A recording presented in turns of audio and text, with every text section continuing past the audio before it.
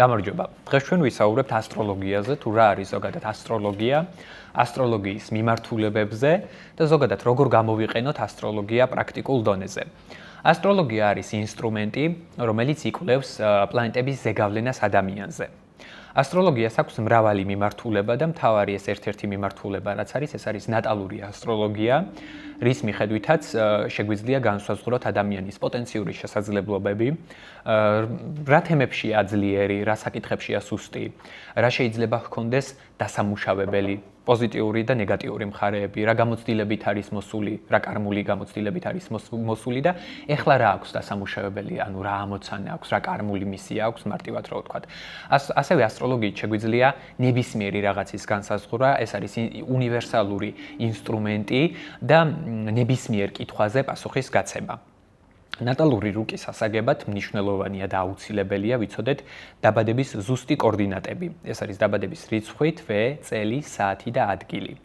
იმისთვის რომ ზუსტი ნატალური რუკა შედგეს. ვინც ახლა 80%-მა უმეტესობამ დაბადების საათი არ იცის, არსებობს ესეთი მეთოდიც რექტიფიკაცია ქვია, ჩვენს ცხოვრებაში მომხდარი მნიშვნელოვანი მოვლენებისა და თარიღების მიხედვით ხდება დაბადების დროის გამოთვლა. მაგალითად, იქ თუ ვიცით რომ 8-დან 10-მდე დავიბადეთ, ქორწინების თარიღით, შვილების დაბადების თარიღით, უცხოეთში წასვლის თარიღით, შეგვიძლია დაბადების დროის გამოთვლა.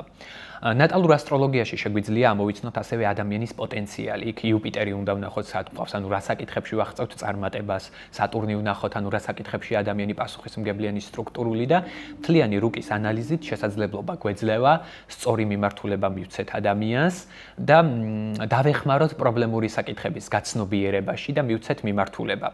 ანუ ხშირად ადამიანებს ასტროლოგთან როცა მოდიან, ცოტა არასწორი წარმოდგენაც აქვთ ხოლმე, ხშირად გონია რომ ასტროლოგი შეგიცვლის ცხოვრებას, რაღაცა მიმართულებას ისე მოგცემს, რომ ყველაფერს დაგილაგებს, ანუ ესე მარტივი მთლად არ არის, ნეტა ესე შეიძლებოდეს. ასტროლოგი მხოლოდ გაძლევს ინსტრუმენტს, როგორ უნდა იმუშაო, როგორ უნდა დაამუშაო და ეს ნებელობა, რაც გვაქვს ხო პირადი, ეს რა თქმა უნდა არ გვერთმევა. ეხლა მაგალითად დანა კარგია თუ ცუდი, ანუ შეგიძლია ადამიანიც მოკლა და ვაშლიც გაჭრა სიტყვაზე, ხო? ასტროლოგი გაძლევს ინსტრუმენტს და შენ როგორც გინდა ამ შენ პოტენციურ შესაძლებლობებს ისე გამოიყენებ. ზოდიაქოს ნიშანსაც თითოეულ ზოდიაქოს ნიშანს აქვს თავისი პოზიტიური მხარეები და აქვს თავისი ნეგატიური მხარეები და როგორ განვავითარებთ ამ ჩვენს პოზიტიურ და ნეგატიურ მხარეებს, აბსოლუტურად დამოკიდებულია ეს ჩვენს პირად ნებელობაზე და ჩვენს არჩევანზე. ანუ იქ რაც გვაქვს იყავნება შენი, ეს არანაირად არ გვერთმევა. ნებისმიერ ვარიანტში ყველაფერი საბოლოო ჯამში მაინც ჩვენზეა დამოკიდებული. მე მინახავს მაგალითად ფაქტობრივად იდენტური ნატალური რუკები. იდენტური იქ ანუ ერთ დღეს იყო დაბადებული და სულ რაღაც წუთებში იყო განსხვავება. ანუ ერთი ადამიანი იყო ძალიან პოზიტიურად განვითარებული, ძალიან კარგად ამუშავებდა თავის რუკას და თავისი რუკის პოტენციალს და მეორე ადამიანი იყო ძალიან საკმაოდ ნეგატიურად განვითარებული, ხო? მაგალითად ავიღოთ თევზების ენერგია. როგორია თევზების ენერგია, ხო? თევზები შეიძლება იყოს სულიერებაში, შეიძლება იყოს ეზოთერიკაში, შეიძლება იყოს ძალიან ამაღლებულ საკითხებში, მაგრამ შეიძლება დაბალ დონეზე იყოს ძალიან კარგი მანიპულატორი, მატყუარა, ანუ ნეგატიურად თუ განავითარა თავისი თავი და თავისი პოტენციალი, ასევე ხელოვნებაში შეიძლება იყოს. ანუ აქ ასტროლოგია საკმაოდ ვარიაციულია და ვარიაციაც ბევრი გვაქვს. ამიტომაც არ ითვლება ასტროლოგია ზუსტ მეცნიერებად და ითვლება ფორმალურ მეცნიერებად. იმიტომ რომ გვაქვს არჩევანის საშუალება. ზუსტად რომ სიტყვაზე იქ პლუტონი რაღაც ტრანზიტში მოდის და ტყავს გაგაძრობს და ძალიან რთული იქნება, არ არის ეგრე. იქ პლუტონი გეუბნება რომ საჭიროა ტრანსფორმაციები, რაღაც ცვლილებები, რაღაცების შეცვლა შენს ცხოვრებაში და ადამიანი თუ ამ ცვლილებებს გადის სწორად და სწორ ნაბიჯებს დგავს, პლუტონის ენერგია ამ შემთხვევაში პირიქით პოზიტიურადაც კი მუშაობს და შესაძლებელია სარგებელიც კი მოგცეს ამ პლუტონის ტრანზიტმა. თუ ადამიანი ვერ ხვდება რომ რაღაცეების შესაძლებელი აქვს და აი ემოციურები ვართ ზოგადად და სუბიექტურები ვართ ადამიანები, ხო და ებღაუჭება რაღაცას ვერ ცვლის, ემოციურად მნიშვნელოვანია ეს მისთვის, რა თქმა უნდა იქ პლუტონი გაიძულებს რომ შეცვალო, დაგინგრევს რაღაც სიტუაციებს და საკმაოდ ინტენსიურად და რთულად იმუშავებს. ეხლა პირველ რიგში რასთან გვაქვს საქმე, როდესაც ვამბობთ, რომ აი კონკრეტული პლანეტა კონკრეტულ ნიშანშია და ხშირად ანუ მარტივად აგიხსნით, რომ ამბობენ აი მე-13 ზოდიაქოს ნიშანი აღმოაჩინეს. ყოველ წელს რაღაცა ესეთი სტატიები გვხდება ხოლმე და მეც მიგდებენ ხოლმე. და რამდენად რეალურია ეს? ზოგადად ანუ ათვლის წერტილი არის დედამიწა, ანუ ვიყენებთ გეოცენტრულ სისტემას, ვიხედებით ცაზე და ეკლიპტიკას ვყოფთ 12 ტოლ ნაწილად. და ეს არის 12 ზოდიაქოს ნიშანი. ანუ შესაბამისად აქ მე-13-ს ვერანაირად ვერ აღმოვაჩენთ. ანუ გეოცენტრულ სისტემიდან ვიყურებით და ვხედავთ მაგალითად მზე ცის რომელ სექტორშია. მზე ეს არის ყველაზე მნიშვნელოვანი პლანეტა ასტროლოგიაში, ეს არის ჩვენი პიროვნება, ჩვენი სამყაროს მოცემულობა, როგორ აღვიქვავთ სამყაროს, როგორია ჩვენი ეგო, როგორია ჩვენი სული, როგორია ჩვენი მისწრაფებები, ხო? ვიყურებით გეოცენტრული სისტემიდან და ვაკვირდებით მზეს ცის რომელ სექტორშია. მაგალითად, რო ავიღოთ 15 ივნისი და გავიხედოთ 15 ივნისს დედამიწიდან. მზეც იმ სექტორშია მოთავსებული, სადაც არის ტყუპების ზოდიაქოს ნიშანი. მაგრამ აქ არ არის მხოლოდ მზე. ყავს სხვა პლანეტებიც, ეს არის მთვარე, ეს არის მერკური, ეს არის ვენერა, მზე თუ ჩვენს სუბიექტურ აღქმაზე, მზე თუ აგებს პასუხს ჩვენს ინდივიდუალიზმზე, ეგოზე, მთვარე ეს არის ჩვენი ემოციური მოთხოვნილებები და გარემოსთან ადაპტაციის საშუალებები. ეს არის შინაგანად როგორი ვარ, ემოციის გამოხატვის ფორმები როგორი მაქვს. მერკური პასუხს აგებს ჩვენს ინტელექტუალურ უნარებზე, ინფორმაციის მიღება, გაცემის უნარებზე, ვენერა ჩვენს კრიტერიუმებზე, შეფასების სისტემაზე, სიყვარულზე, არჩევანზე, შესაბამისად, ყველა პლანეტის მდებარეობა ნიშნებს არის მნიშვნელოვანი. აი მაგალითად შეიძლება ადამიანი მზით იყოს ერთი ნიშანი, მხოლოდ მზე ყავდეს იმ ნიშანში, მაგრამ დატვირთული ქონდეს გვერდით ნიშანი რაც აქვს და ამიტომაც იდენტიფიკაცია მთლად იმ ნიშანთან ვერ ხდებოდეს. მაგალითად ადამიანი იყოს ვერძი და ძალიან ბევრი პლანეტები ყავდეს კუროში, ხო? მერკური, მთვარე, მარსი და ასე შემდეგ და ვერძე წერია რომ არის დაუფიქრებელი, არის ძალიან იმპულსური, სწრაფად იღებს გადაწყვეტილებებს, სწრაფად გავს ნაბიჯებს, მაგრამ ადამიანი კითხულობს ამას და მე ხომ სტაბილური ვარ, ხო? ანუ კუროს გამოკვეთიდან გამომდინარე, მე ხომ შვიდი ვარ, მე ხომ არ ხასიათებს დაუფიქრებელი გადაწყვეტილებები. შეიძლება ესე აღიქვას, იმიტომ რომ ნატალურ რუკაში არის კუროს ნიშანი გამოკვეთილი და თლათ ესე მარტო მზით ვერ გავაკეთებთ კონკრეტულ დასკვნას. ხო და ამით იმის თქმა მინდოდა რომ აქ უკვე ცა, ანუ ეკლიპტიკა დაყოფილია სიფრთხეზე 12 ნაწილად და 12 ზოდიაქოს ნიშანი გვაქვს და მე-13-ს ვერანაირად ვერ აღმოვაჩენთ, ეს იგივეა რომ 4-ად გაჭრილ ხაჭაპურში მე-5 ნაჭერი იპოვო, ხო? ანუ ფიზიკურად ვეღარ იპოვე, ეს უკვე მოცემულობაა. და ეს უკვე რომელი ნიშანი რა გავლენას ახდენს და რა პერიოდიდან ეს წლების დაკვირვებიდან გამომდინარე მოხდა, რომ კონკრეტულად ეს მზე იქნება თუ მერკური იქნება ამ წერტილს რო გადაკვეთს, უკვე სხვანაირად იწყებს მისი ენერგია ამუშავებას. მაგრამ დიდი შეტყობს კარგად მოგვიყვება და მე რა შეიძლება სულ თავიდან რო დავიწყოთ, ანუ აქ არის დედამიწა, იქ მზე, ეს დედამიწის ირგვლივ 12-ად არის დაყოფილი. ქვია სხვადასხვა ისინი ხო და მაგალითად ახლა რაღაცა დაიბადა ივლისში, ანუ ივლისის სექტორში რაც მოყვა, ის ნიშანი აქვს. მე მზე ტრიალებს წლის განმავლობაში, ხო? მზე აქ დედამიწა, ნახე დედამიწაც ხო ტრიალებს და ეხედა რომ გავიხედავთ დედამიწიდან. მზის გარშემო ხომ ტრიალებს და მზე ხვდება ცის იმ სექტორებში, სადაც არის სხვადასხვა ზოდიაქოს ნიშნები, მიხვდი? მზე ხვდება. ანუ ჩვენ ეხლა რომ გავიხედოთ ცაზე, მზე არის იმ სექტორში მოთავსებული, სადაც გვაქვს მშვილდოსნის ზოდიაქოს ნიშანი ესე. მიხვდით? უკაცრავად დედამიწის რომელი ნაწილიდან გავიხედავთ, მაგას აი ამერიკიდან თუ არა. არ აქვს მნიშვნელობა.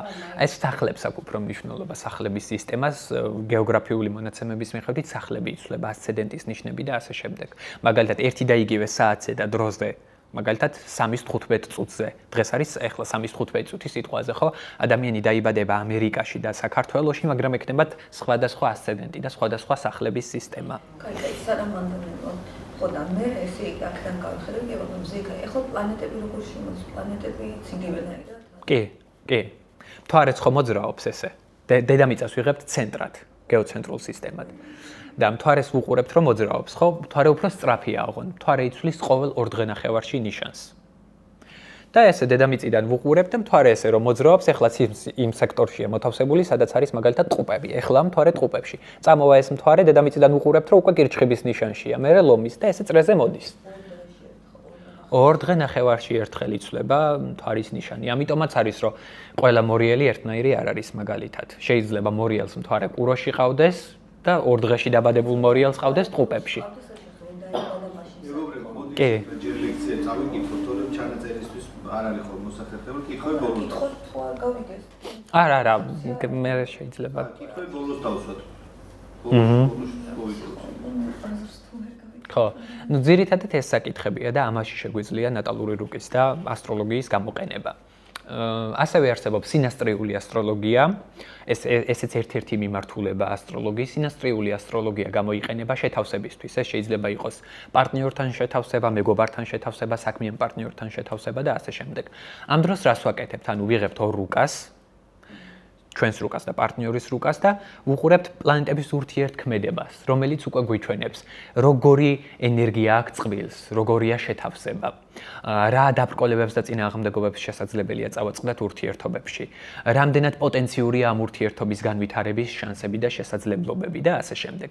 სინასტრია შეგვიძლია გამოვიყენოთ ნებისმიერ ადამიანთან ურთიერთობაში. ამიტომაც არის, რომ მაგალითად ამბობენ, რომ ერთი სტიქიის ხალხი ეწყობა ერთმანეთს, მაგალითად, თევზები ვარ მე მზით, მაგალითად და ეწყობა მორიელს, ეწყობა კირჩხიბს, ეწყობა მიწისტიქიას, კუროს თხისრგას და ესე შემდეგ. მთლად ესე არ არის.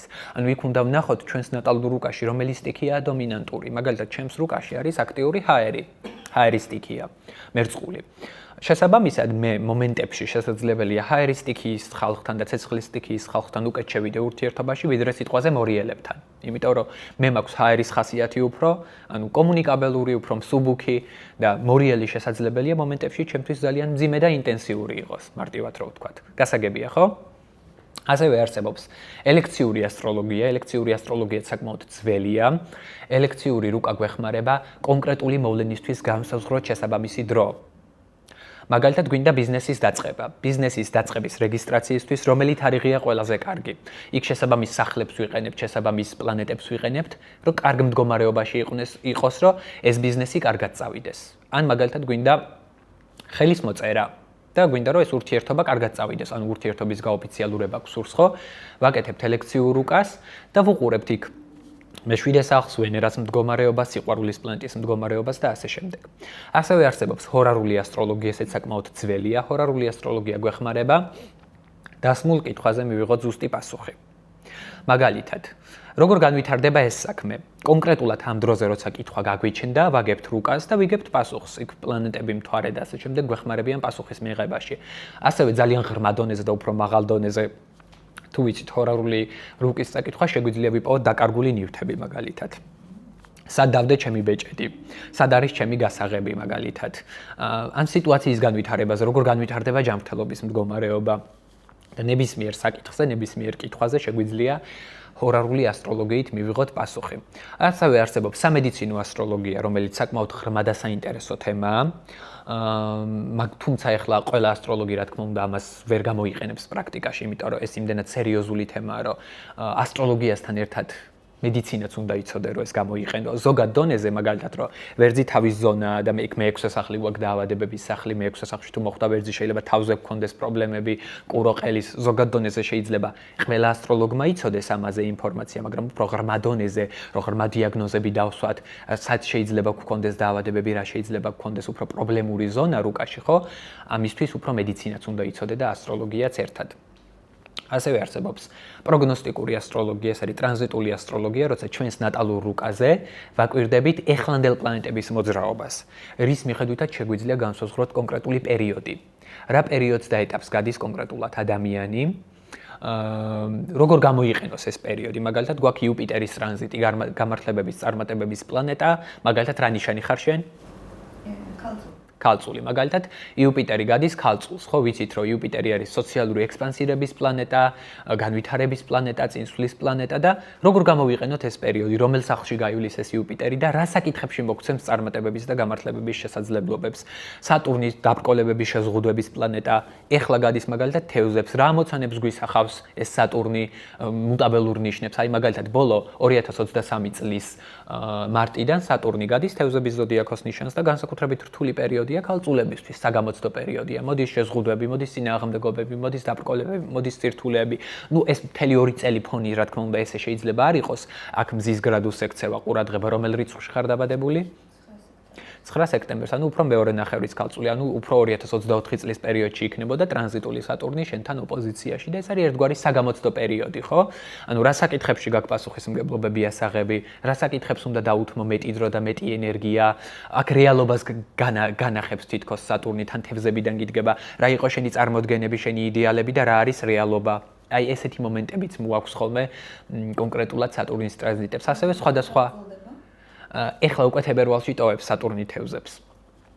და ასევე გვაქვს სხვადასხვა პროგნოსტიკური მეთოდები, პროგრესული რუკა, რომელიც ადამიანის შინაგან ევოლუციურ მომენტებს გვიჩვენებს, შინაგანი განვითარების ეტაპებს გვიჩვენებს, დირექციული რუკა, რომელიც გვიჩვენებს გარემოვლენებს და ასე შემდეგ. შესაბამისად, ასტროლოგია, როგორც დასაწყისში ვთქვი, უნივერსალური ინსტრუმენტია იმისთვის, რომ ნებისმიერ რამეში გამოვიყენოთ, ნებისმიერი რაღაც დავგეგმოთ, ჩვენს ნიჭებს, ჩვენს შესაძლებლობებს მივცეთ გასაქანი და რეალიზაციის საშუალება. ხშირად მაგალითად ბავშვები მოყავთ ხოლმე კონსულტაციაზე, აი გარდატეხის ასაკი აქ 14-15 წლის არის და აინტერესებს რა სფეროებით დატვირთოს. ანუ რაღაცა პრობლემური ასაკია მით უმეტეს ეს და იმიტომ რომ იქ ტრანზიტული სატურნი 15 წლის ასაკში ნატალურ სატურნთან დგება ოპოზიციაში და ეს არის პირველი დამოუკიდებლობის მომენტი, რომ აი ბავშვი ცდილობს წესებს შეეწინააღმდეგოს, შეზღუდვებს შეეწინააღმდეგოს და როგორ გადავაგოროთ ეს პერიოდი და ძალიან ბევრ რაღაცაში გვეხმარება ასტროლოგია, რომ სწორად დავინახოთ და სწორად აღვიქვათ რაღაცეები. კითხვები გაქვთ რაიმე? ძირითადი თემები ეს მიმოვიხილეთ, რაში შეგვიძლია გამოვიყენოთ და ამ საკითხებთან დაკავშირებით გვაქვს რაიმე კითხვა? აი მაინტერესებს. აქ მესენჯერი გაიჭედა მე მგონი. მე მგონი ყველა გავიდა. ახლა შევიდა. აი ძალიან ინტერესებს აი გარდაცვალების დღის დადგენა თუ შეიძლება. ნახე. არ შეიძლება და რატო? გარდაცვალება ხდება ბევრი სხვადასხვა მიზეზების გამო. ანუ ადამიანი, როდესაც მაგალითად აცდენილია თავის კარმულ ამოცანას, რისთვისაც დაიბადა, იმას არ აკეთებს. აი მე მინახავს ისეთი ჰარმონიული რუკა, რომ აი დაძაბული ასპექტი არ ყოფილა, მაგრამ მაინც მოხდა გარდაცვალება, იმიტომ რომ იქ იყო რიგითი კარმული პრობლემები, ანუ დაღმავალ კვანძზე იჯდა ადამიანი, იმეორებდა სულ ერთი და იგივე შეცდომებს და იქ კარმულ ასაკზე, რომელიც არის 36 წლის ასაკი და ეს არის რთული ასაკი, საკმაოდ მოხდა გარდაცვალება, იმიტომ რომ ეს არის უკიდურესად ნეგატიური სიუჟეტი, უკიდურესად ნეგატიური მომენტი გარდაცვალება, როდესაც ანუ სამყარომ ხელი ჩაიქნია, რომ ეს არაფრის გამკეთებელი არ არის, ანუ ვერ შეცვლის ვერაფერს. და სხვადასხვა მიზეზებით ხდება გარდაცვალება. ბევრჯერ ხდება, რომ ადამიანი რისთვისაც მოვიდა, ეს ამოცანა უკვე შეასრულა და მიდის. მაგალითად, ზოგი ადამიანის და სულის კარმული ამოცანა არის მარტო რომ დაიბადოს. აი დაიბადა და მაშინვე გარდაიცვალა. ბავშვი პატარავე, ხო? და ან დაასრულა თავისი პროგრამა ნაადრევ ასაკში, რისთვისაც მოვიდა, რისთვისაც დაიბადა. ანუ ამისთვის იყო კონკრეტულად მოსული და ამისთვის იყო დაბადებული. და გარდაცვალება ესე კონკრეტული მიზეზით სხვადასხვა რაღაცების გამო ხდება. ანუ ადამიანი თუ აკეთებს ყველაფერს სწორად, ყველაფერს სწორად, რა თქმა უნდა, ვერ გავაკეთებთ, შეცდომებს უშვებთ, მაგრამ სწორად მიყვება თავის კარმულ ამოცანას, სწორად იყენებს თავის პოტენციალს, აღარ ხდება იმდენი დაბრკოლებები და წინააღმდეგობები და შესაბამისად კრიზისები შეიძლება ნაკლები კონდეს და გარდაცვალებას, რა თქმა უნდა, ესე კონკრეტულად თარიღს ვერ გამოვთვლით. არაფრით არ გავიგებდი ჩემი გარდაცვალებით. ვერც გავიგებთ. ხო. ხო. პროგრამირებასაც ახდენს ადამიანს. რა თქმა უნდა, მე მინახავს, რომ ანუ ასტროლოგს ვთქვავს, ეგ პლუტონის ტრანზიტი იყო, რომ აი შეიძლება ამ თარიღზე გარდაიცვალო, ეს არის საშინელება და მთელი წლები ეს ადამიანი დაძაბული იყო. არაფერი არ მოვიდა, რა თქმა უნდა, იმიტომ რომ რეალიზებული იყო და კარგად იყენებდა თავის რუკის პოტენციალს და თავის რუკის ენერგიასაც. ეს ასე უთხრეს, რომ აი ამაზე ამ რიცხვში ხარიცხვი არ ახსოვს გარდაიცვლები და იჯდა ერთ დღეს კამზე, ტახტზე, ჩამოვარდა და გარდაიცვალა. იმდენად არ ვიცი. პლაცებოს ეფექტიც მუშაობს ხშირ შემთხვევაში. იქ ახლა ნახე, რომ გეუბნება ადამიანი, რომ გარდაიცვლები, რაღაცა ასპექტის გამო შეიძლება გეუბნებოდეს, აი პლუტონის ასპექტის გამო მაგალითად, იმიტომ რომ სიკვდილზე ტრანსფორმაციულ მომენტებზე ძირითადად პლუტონი აგებს პასუხს, ან სატურნის ასპექტზე გეუბნება, ახლა მაშინ პლუტონი არ იქნებოდა, ხო? და ეს ისედაც დაძაბული და ემოციურად ინტენსიური პერიოდია. შენ თუ ამით დაპროგრამდები და იმ დონეზე დაიძაბები, რომ შეიძლება გული გაიხეთ, ხო? შეიძლება ესე მოხდეს, მიხვდით? იმიტომ რომ იქ დაძაბული ასპექტის გამო გითხრა. და ეს ასპექტი როგორ დაამუშაო, როგორ განავითარო, როგორ დატვირთო, იმიტომ რომ ყველა პლანეტას თუნდაც ნეგატიური ასპექტი გქონდეს, აქვს თავისი პოზიტიური მხარე და თავისი ნეგატიური მხარე. როგორ განავითარებს ადამიანი, ასტროლოგთან იმიტომ მოდიხარ, რომ გითხრას როგორ დაამუშაო. გითხრას როგორ გადალახო ეს რთული პერიოდი და ადამიანი თუ ჯიუტია, ცვლილებები უჭირს, შეიძლება მისთვის უფრო კრიზისულად იმუშაოს, რთულად იმუშაოს, იმიტომ რომ თან ახლა იქ მაგალითად აი სატურნზე გისრულდება ურთიერთობა, პარტნიორული ურთიერთობა, ხო, სატურნის ასპექტებზე. სატურნზე რაც სრულდება, რაც არის არამყარი, რასაც არ აქვს ხერხემალი სტრუქტურა. ხო? და ადამიანი, რომელიც არის ემოციურად განწყობილი ამ ურთიერთობის მიმართ, მიჯაჭვულია ზედმეტად და ვერ ხვდება რომ მართლა გასაშვებია ეს ურთიერთობა, მისთვის არის ემოციურად სტრესული. და მე რო გეუბნები რომ 2 თვეში შენ თუ ამ ურთიერთობას დაასრულებ პირიქით, კარგად იქნები, შენ თუ ამას გაითვალისწინებ, კარგად იქნები. მაგრამ შენ თუ ამას ვერ გაითვალისწინებ და ცვლილებისთვის მზად არ ხარ, ის სატურნი რა თქმა უნდა უფრო დაგსტრესავს, უფრო შეგზღუდავს, უფრო მძიმედ იმუშავებს შენს პიროვნებაზე. მიხვდით? შესაბამისად, იმიტომ არ არის ასტროლოგია ზუსტი მეცნიერება, რომ ვერ გაწერ რომ ესე იქნება. გვაქვს ბევრი ვარიაცია. თუმცა ეხლა ასტროლოგს შეუძლია ივარაუდოს, როგორ შეიძლება მოხდეს. და რატო ნახე, მე რო შენ გელაპარაკები და ვიგებ შენი რუკა როგორ გაქვს განვითარებული, რა დონეზე გაქვს აღებული და დამუშავებული, მე ვხვდები ის ასპექტი შენთან უკვე როგორ იმუშავებს. იმიტომ რომ კომუნიკაციის მეშვეობით, მით უმეტეს ეხლა გამძაფრებული აღქმა აქვს ხო ასტროლოგებს. ადამიანი ხვდება რა დონეზეა ადამიანი განვითარებული, რა დონეზეა თავისი რუკა დამუშავებული და აღებული მის პიროვნებას რა დონეზე აქვს, ხო? იმის მიხედვით შეგვიძლია ვარაუდი. ამიტომაც აი ხშირად მოდიან ხოლმე, რომ აი ნატალური რუკა უკვე გაკეთებული მაქვს სხვა ასტროლოგთან და შენ პროგნოზი გამიკეთებ, ვერ გაგიკეთებ პროგნოზი, იმიტომ რომ მე უნდა ვიცოდე შენ ეს რუკის პოტენციალი რა დონეზე გაქვს დამუშავებული და აღებული. ბატონო? რუკის გაკეთება რას ნიშნავს? ნატალური რუკა შემიდგინე. ხო და რას ნიშნავს? მოდის კონსულტაციაზე, მომცემს თავის მონაცემებს, თარიღს, რიცხვს, თვეს, წელს და საათს და იმის რუკაზე ვისაუბრებთ. ანუ რა პოზიტიური მხარეები აქვს, რა აქვს დასამუშავებელი, რა ნიჭები აქვს, როგორ განავითაროს თავისი თავი, კარმული ამოცანა რა აქვს და ასე შემდეგ. ნატალური რუკა, რაზეც დასაწყისში ვისაუბრეთ. რა მაინტერესებს ნატალური რუკის შედგენის შემთხვევაში? თქვენ შეგიძლიათ მე მითხრათ ჩემი კარმული ვალი ახლა ამ ცხოვრებაში რა არის? თუ ამას კიდევ რაიმეს არა, ნატალური რუკა ამას მოიცავს. კი, და ხშირად მოდიან რომ აი რაღაცა კარმული ვალი მაქვს და ხდება რომ ადამიანს მართლა რაღაცა კარმული პრობლემები აქვს. მაგრამ ხედავ რომ რუკაში არანაირი კარმული პრობლემა არ არის, უბრალოდ ადამიანი უშვებს მუდმივად ერთი და იგივე შეცდომას და ტრიალებს ერთი და იგივე წრეზე. მიხვდით, ვერ ვითარდება. შეიძლება არანაირი კარმული მომენტი არ გქონდეს. აღმოჩნდება მაქვს თქვენ შეგიძლიათ დამეხმაროთ, ანუ ზოგადად ასტროლოგს თუ შეუძლიათ დამეხმაროს მიმართულებაში და მიმართულებით შეიძლება მე ეს კონკრეტული ასპექტი სწორედ დავამუშაო. რა თქმა უნდა, კი. ადამიანს შეუძლია ეს. აი მარტივ მაგალითს მოგიყვან, აი კვანძებზე თუ ვისაუბრებთ, თომ მკითხა თან ქალბატონმა და აი მარტივად მოგიყვანთ ამ კვანძების მაგალითს. კარმული კვანძები რუკაში რას გვიჩვენებს? აღმავალი კვანძი გვიჩვენებს, ეხლა რა მიმართულებით უნდა განვითარდეს ადამიანი, უნდა ვნახოთ ნატალურ რუკაში სად არის ჩვენი კვანძები. დაღმავალი კვანძი გვიჩვენებს, სულ რა გამოცდილება მოიტანა, რა ენერგიით მოვიდა. და ერთ-ერთ მაგალითს მოგიყვანთ, მაგალითად, აღმავალი კვანძი ყავს თხის რქაში. დაღმავალი კვანძი ყავს კირჩხებში.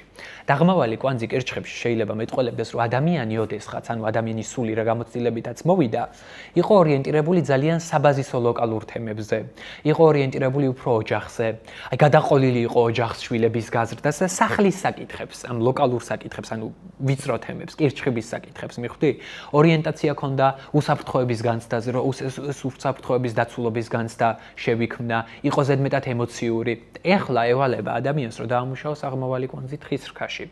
და ყოველთვის ნებისმიერი ადამიანი თუ ეხლა დაღმავალის ნიშნები, აღმავალის ნიშნები არ არის გამოკვეთილი, ხო? უფრო დაღმავალ კვანძზე ჯდება, იმიტომ რომ ხატვა იცი და გეუბნები რომ იმღერე, მიხვდი? იმიტომ რომ დაღმავალი სადაც გაქვს, იმისი ნიჭი გაქვს უფრო მარტივად და ის თემები უფრო მარტივად გამოგდის. და აღმავალი თხის რქაში რას მოითხოვს შენგან? მოითხოვს სოციალიზაციას, მოითხოვს ორგანიზებულობას, მოითხოვს პასუხისმგებლობების განცდას, რომ აქ პრიორიტეტად, რა თქმა უნდა, ამ შენ ემოციურ გამოცდილებას და ოჯახურ თემებს უნდა დაეყრდნო და მნიშვნელოვანი იყოს შენთვის, განაუარი უნდა თქვა. აი ეს არასწორი სტერეოტიპიც არის, რომ დაღმავალის თემებს არ უნდა გაეკარო. ეხლა დაღმავალი რო კირჩხებში ყავს, რა თქმა უნდა, შვილებიც უნდა ყავდეს, ოჯახიც უნდა ყავდეს, ხო? მაგრამ პრიორიტეტი ეხლა შენთვის უნდა იყოს სოციალური მიზნები, სოციალური განვითარება, კარიერა, ამბიციურობა, რომ შევდგე სოციალურად, რაღაცას წარმოვადგენდე და შედეგზე გავიდე და არა ის, რომ სულ რაღაცა ოჯახზე ვიყო კონცენტრირებული. აი თხის რქის თვისებებია თქვენ ჩან. თხის რქის თვისებებია და აღმავალი როცა გვაქვს, კვანძი როცა გვაქვს, იქ ანუ ამაზე გვაქვს სამუშაო. იმიტომ რომ ეს რას ნიშნავს მანამდე? ორი კვანძი გვაქვს, ნახე, დაღმავალი და აღმავალი. როცა დაღმავალი კვანძია კირჩხებში, დაღმავალი თხის რქაში, ადამიანი კირჩხების გამოცდილებით მოვიდა, ანუ მნიშვნელოვანი იქნება მისთვის ეს ოჯახური საკითხები, მაგრამ უნდა განავითაროს თხის რქა. მიხვდით? ეს არის კარმული გამოცდილება კირჩხების, ანუ ღერძი გვაქვს აქ, ანუ ოპოზიციური ღერძია. მეორე მაგალითად შეიძლება იყოს მაგალითად ვერძის ასწორის ღერძი, ანუ ოპოზიციურად ყველას გვაქვს ორი კვანძი, დაღმავალი და აღმავალი.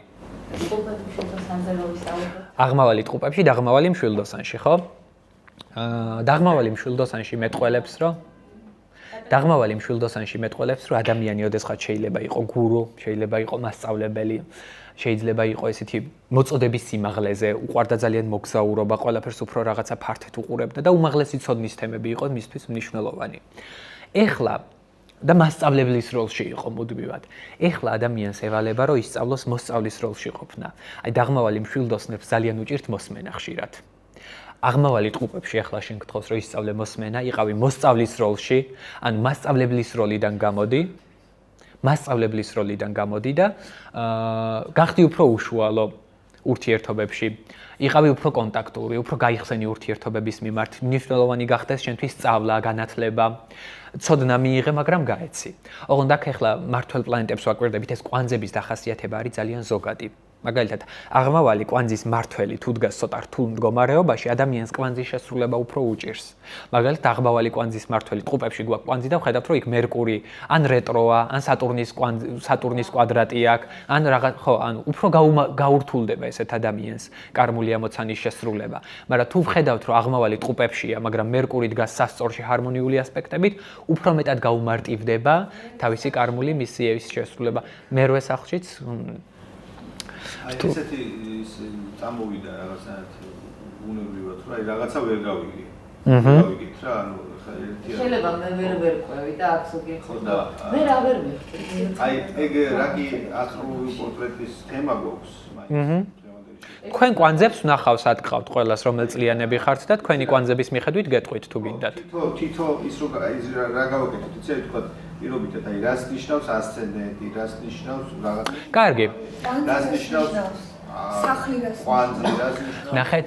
მე ამ წუთას რა ვერ გავიგე. ტყუპების ორ ნიშანს მოახდა და ყველას თავისია. ყველას. კი. ურო და თხისქა ერთხელ ვერ მივხვდი რა ორივეს რა გავახსენებთ. აი ეგ. კირჩხიბი და თხისქა ნახე. წეღან ვერ გაიგო მაგალითად ქალწული და თევზები რატო ახსენე. გეტყვი ნახე. ყურებითო და რატო მაგალითად სხვა რაღაცთან არ ეყურებით. ნახე, მარტივად გეტყვი, იქ ტრანზიტებს ვაუბრობდი და სატურნი გადის ახლა თევზებს. სატურნი არის თევზები. პლანეტა თუ არის? არა, ნახე სხვა რამეს ვამბობ, ჯერ ამას ვუპასუხებ, მერე თქვენ. თევზები რატო ახსენე? სატურნი გადის თევზებს, კარმის შეზღუდვების წინააღმდეგობების პლანეტა. ქალწული არის თევზების ოპოზიციური ზონა. ნახე, ოპოზიციური ნიშანია. და ეხლა რომ სატურნი გადის თევზებს, ანუ შე რო ქალწული ხარ, ოპოზიციაში გიდგება. შესაბამისად, ოპოზიციაში რო გიდგება, ეს სატურნის თემები შემოაქვს, შეზღუდვები, წინააღმდეგობები, დაბრკოლებები, სირთულეები და ეს იმუშავებდა უფრო 2024 წელს, თქო, ეგ ვიგულისხმე. ეხლა შენ გიპასუხებ, რატო ვახსენე თხისქასთან კირჩხიბი? არა, ზოგადად წყვილებად ახსენეთ აღმავალ და აღმავალ. კი, კვანძები ყოველთვის არის წყვილად. კვანძები ყოველთვის არის წყვილად და ყოველთვის ერთმანეთის ოპოზიციურ ღერძზე დგას. მაგალითად, აღმავალი თუ ყავს თხისქაში, დაღმავალი იქნება ავტომატურად თხისქის ოპოზიციურ ნიშანში, ანუ კირჩხიბში. ეგ გომივხვდა აღმავალი სახე. ეს ნატალური რუკის გაკეთება უნდა ვიცოდეთ, რომ ნატალურ რუკაში დავინახოთ სად არის თვითონ ის ჩვენი კვანძები და ამას გეტყვით ბოლოსკენ თქვენი კვანძები თვითონ სად არის. ეხლა ასცედენტი რა არის ზოგადად? აი კითხვა დაისვა. ასცედენტი ეს არის ჩვენი ზედაპირული თვისებები, ჩვენი ზედაპირული მახასიათებლები. როგორ ვდემონსტრირებ ახალ გარემოში თავს? როგორია პირველი შთაბეჭდილება ჩემზე? მაგალითად, აი ნახე, ადამიანი შეიძლება იყოს ყურო, თვარით მაგალითად ქალწულში და შინაგანად ეს ადამიანი იყო საკმაოდ სტაბილური, საკმაოდ მშვიდი, საკმაოდ პრაგმატული, მიწიერი, მყარი, იმიტომ რომ ყუროა და მიწის მთვარე აქვს, მაგრამ ასცედენტი ყავდეს მაგალითად ვერძში. და ვერძის ასცედენტი გარეგნულად როგორია სხვების თვალში, პირველ შთაბეჭდილებას როგორ ტოვებს? აი, ასცედენტი ძალიან მარტივად რო გითხრათ, ეს არის ჩვენი ძალიან ზოგადი და ზედაპირული თვისებები, რასაც ჩვენი რეალური ხასიათის შესანიღბად ვავლენთ. და ასცედენტი თუ ყავს ვერძში, ადამიანი გარეგნულად როგორ იქნება უფრო აქტიური, უფრო პირდაპირი, უფრო ხისტი და შეიძლება ესეთად მოგვეჩვენოს, მაგრამ რეალურად მისი შინაგანი ბუნება ცოტა სხვანაირი იყოს. აი მაგალითს მოვიყვან, აი ქალბატონმა მითხრა, რომ ასცედენტი ტყუპებში მყავსო და პირველად ვკითხე კომუნიკაცია რომ მქონდა, რომ ტყუპები ხარ მეთქი, ეს იყო პირველი შთაბეჭდილება, რატო ნახე? მარტივად შემოვიდა ძალიან ურთიერთობაში, მარტივად გაიხსნა კომუნიკაციაში, ეგრევე რაღაცა კითხვები დასვა, მაგრამ რეალურად არის თხის რქა და მერკურიც თხის რქაში მყავს, თქვა და თხის რქა რეალურად ძალიან რთული ნიშანია, ხო, ერთის მხრივ სერიოზულია, კომპლექსიანია, თავდაჭერილია, შინაგანად ეს თვისებები თხის რქული, მაღალი პასუხისმგებლობების განცდა, ხო, ორგანიზებულობა ექნება, მაგრამ გარეგნულად თავიდან რა შთაბეჭდილებაც ჩემზე დატოვა, იყო რომ აი ტყუპების ტიპაჟი იყო, მიხვდით? და ასცენდენტი იცვლება ყოველ 2 საათში ფაქტობრივად. ყოველ 2 საათში სხვადასხვა, ანუ აქ გვჭირდება თქვენი დაბადების საათი, რომ დავადგინოთ თქვენი ასცენდენტის რომელ ნიშანში მდებარეობს და ყველა სხვადასხვა ასცენდენტი ყავს. ანუ მარტო მზის ნიშანი არ არის აქ, ანუ მზე რო ქალწულში ყავს თქვენ მაგალითად ეს მეტყველებს რომ აი ვნახოთ თქვენი ასცენდენტი სად არის. ტელეფონი დამჭირდება, ოღონდ ჩემი, აი მოვიტან. კარგი.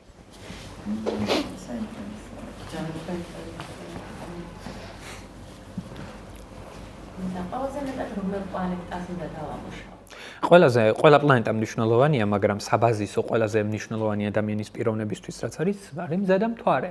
იმიტომ რომ მზე ეს არის ჩვენი პიროვნული მოთხოვნილებები, რა გვახარებს, სად გვინდა რეალიზაცია, სად ვიღებთ ენერგიას და მთვარე ეს არის კომფორტის ადმაქვს. ემოციური მოთხოვნილებებია მთვარე.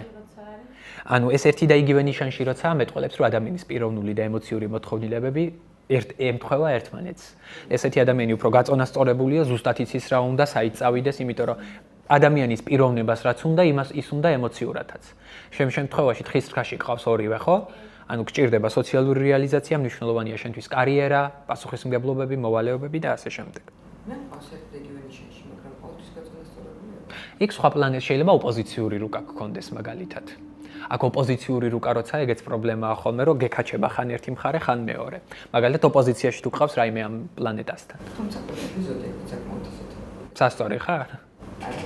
ხო, ტყუპები ახლა ზოგადად მზეც და მთვარეს რო გყავს, ანუ ტიპური ტყუპი ხარ ცვალებადი მომენტებში და ასე შემდეგ. კარგი, აბა მიკარნახე შენი თარიღი? 9 სექტემბერი. 64 დილის 8. სად დაიბადე? თბილისში.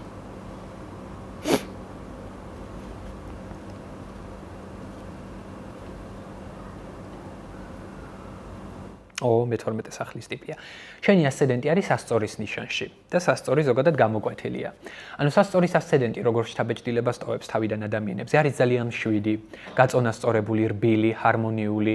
ოღონდ აქ ზუსტად თუ არ ხარ დაბადებული, ნახე 10 წუთით რო უკან იყოს მაგალითად საათი, უკვე ქალწულში გადადის ასცენდენტი, ეს უნდა გავითვალისწინოთ, იმიტომ რომ სასწორის პირველ გრადუსებზეა. და სასწორში ვისაც ყავს ასცენდენტი, პირველი შთაბეჭდილება ადამიანებზე ყოველთვის უფრო ჰარმონიული აქვთ. ყოველთვის უფრო გაწონასწორებულები არიან, რბილები არიან, თავის მოვლა ძალიან მნიშვნელოვანი ესთეტიკური მხარეა სასწორის ასცენდენტისთვის ძალიან მნიშვნელოვანი, ყოველთვის აქცევს გარეგნობას, ყურადღებას, სილამაზეს ყურადღებას და მსგავს სიტუაციებს ყურადღებას. თან შენ მერკური პირველ სახლში ყავს და პირველი სახლის მერკურიც რო ყავს, აქტიური ხარ ზოგადად კომუნიკაციაში, მარტივად შეგიძლია შენი აზრების გამოხატვა. თუმცა ყოველთვის ესე არ იქნებოდი მე-12 სახლის მზიდან გამომდინარე. ბავშვობაში ეს ჩაკეტილობის განცდა ყოველთვის გექნებოდა. მზე მე-12 სახლში გვაძლევს მომენტებში დაკარგულობის განცდას, ჩაკეტილობის განცდას, თითქოს არ ვიცი საით მინდა რეალიზაცია და ასე შემდეგ. თუ სწორი თემებით დაიტვირთა ადამიანი, სწორი საკითხებით, ამ შემთხვევაში შეიძლება ნაკლებად იყოს. რა სფეროებში ხარ შენ? მათემატიკა და ფინანსები. მათემატიკა და ქალწულის თემები, ტიპური ქალწულის საკითხები, ანუ სადაც დათვლა, გათვლა და ორგანიზებაა საჭირო, პრაქტიკული საქმიანობები. ეს უმაღლესი მათემატიკა მაგდონეზე გაქვს, ანუ იუპიტერი თევზებში. იუპიტერი თევზებშიც ხშირად ყავთ ხოლმე მათემატიკოსებს. ოღონდ როგორ მათემატიკოსებს იცი, აი უმაღლესი მათემატიკა რაც არის უთვალავი რიცხვები. იუპიტერი თევზებში. ხო, მთვარით ტყუპები ხარ სხვათა შორის.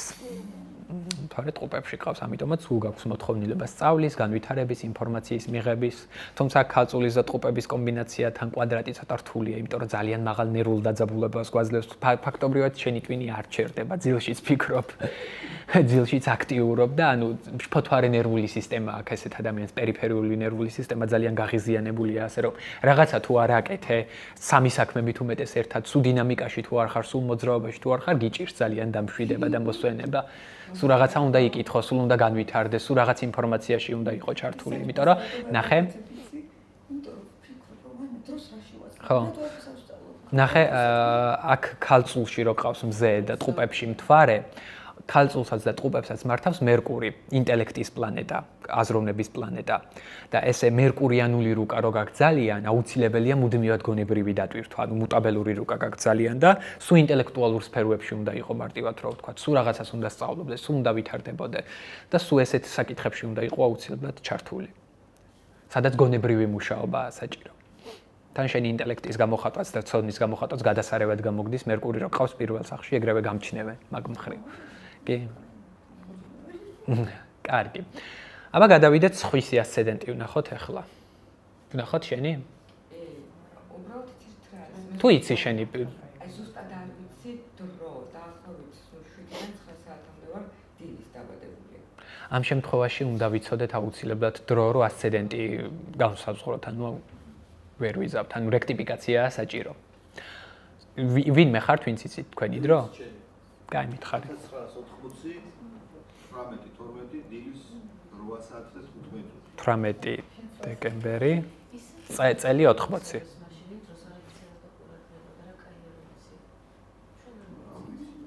საათი რა იყო? 0-15 დილის. თბილისში დაიბადე? თბილისში, ნახალოვკაში, კინგზის სამშობლოში. ჩემი გარეთ იდგა. ამის ნომერი 8. შენი ასცედენტი მშვილდოსანშია. მშვილდოსნის ასცედენტი ზოგადად გარეგნულად საკმაოდ აქტიურობით გამოირჩევა, მარტივად იქცევს ყურადღებას, განსაკუთრებით აი შეუძლია მიიქციოს ყურადღება რაღაც თავისი იუმორისტული ხასიათით. შეუძლია ყურადღება მიიქციოს თავისი ცოდნით, თავისი ყოველთვის დემონსტრირებს თავის ცოდნას, თავის გამოცდილებას, აი ეს ვიცი, ეს შემიძლია. და საკმაოდ ისეთი ოპტიმისტური, პოზიტიური ენერგია აქვს ხოლმე გარედან და ძალიან მარტივად და ძალიან ისე ბუნებრივად გამოხატავენ ხოლმე თავიანთ თავს ხშირ შემთხვევაში. ხო, მზეც თან პირველ სახში ყავს, მზე პირველ სახში ძალიან კარგია ენერგია გაქვს, მაგრამ მზე პირველ სახში ასცედენტთან, ანუ მზის ამოსვლის პერიოდში ხარ ზუსტად დაბადებული და ასცედენტზე მზე ერთ-ერთი კარგი მაჩვენებელია, იმიტომ რომ ესეთი ადამიანი ყოველთვის ჩანს, მარტივად იქცევს ყურადღებას, მარტივად ექცევა ცენტრში, მარტივად გამოდის თავისი პიროვნული შესაძლებლობების დემონსტრაცია, მაღალი ენერგია აქვს, სასიცოცხლო ენერგია, ვიტალური ენერგია, კარგი რეგენერაციის უნარი, ძლიერი ჯანმრთელობა. პირველ სახში მზე ერთ-ერთი კარგი მაჩვენებელია. კარგი, აბა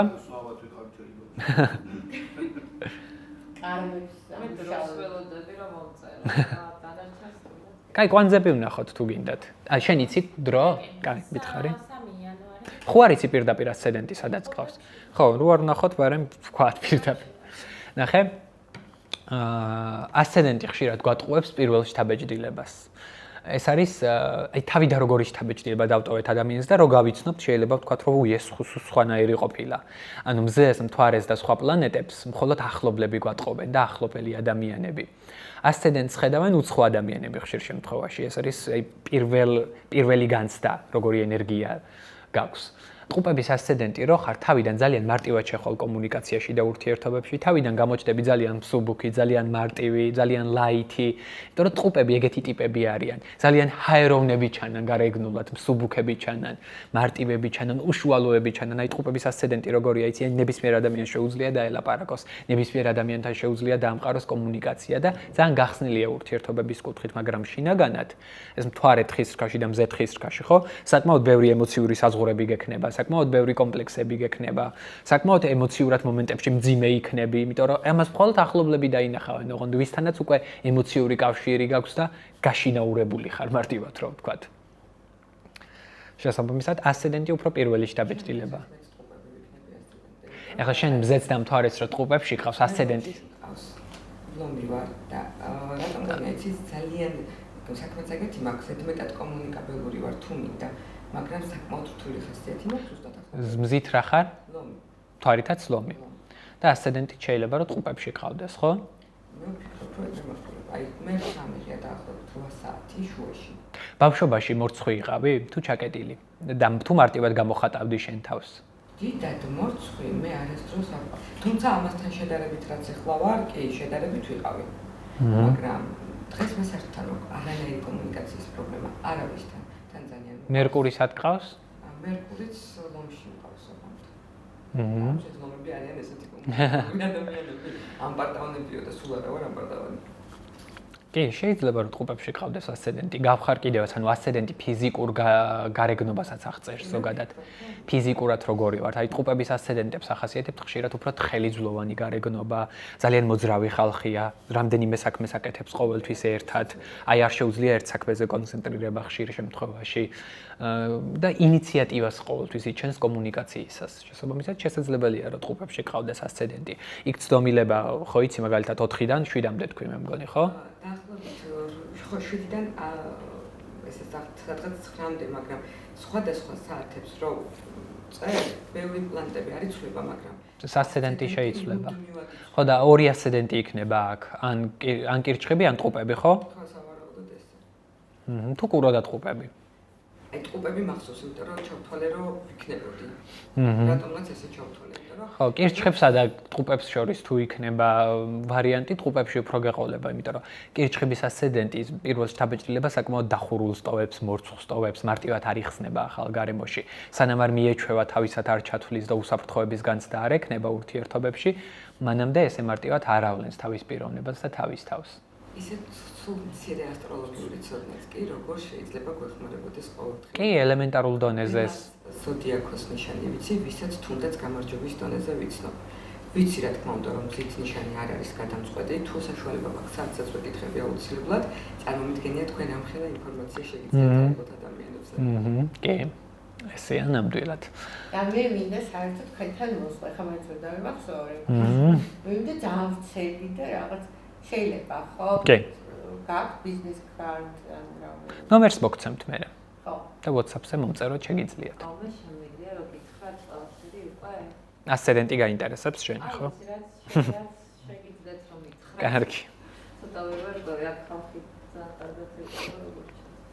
მიკარნახე. მე კონსტატაციაც. ესე იგი 18 იანვარი ამის 2 საათი. 1 წამი. წელი 86 ღამის 2 საათი 18 იანვარი. თბილისში დაიბადე? 19 ხო? 19 იანვარი. 18 ბოდიში. 18 იანვარი 86 ღამის 2 საათი თბილისი. შენი ასცედენტი არის მორიელში. გავხარ ძალიან მორიელის ასცედენტს მინდა გითხრა. მორიელის ასცედენტები გარეგნულად ყოველთვის გამოირჩევიან პირველად შთაბეჭდილება როგორიც გრჩება, აქვთ გარკვეული სახის მაგნეტიზმი თითქოს სიმძიმე. მომენტებში მორიელის ასცედენტები უცხო ადამიანებს აფრთხობენ ცოტათი.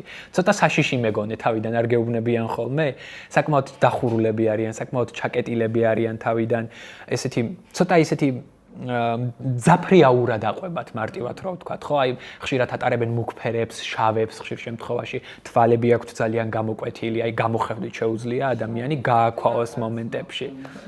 ხო. აი სტილზე გეტყობა თითქოს აი შავი ფერის თმა, ეს თვალების ფორმა, რომ აი მორიელის ასცედენტი ძალიან იგრძნობა შენში. ეხლა მორიელის ასცედენტი და თხისრქა უფრო თანხვედრაში მოდის ერთმანეთთან, იმიტომ რომ ეს თხისრქული თვისებებიც მაღალი გაქვს.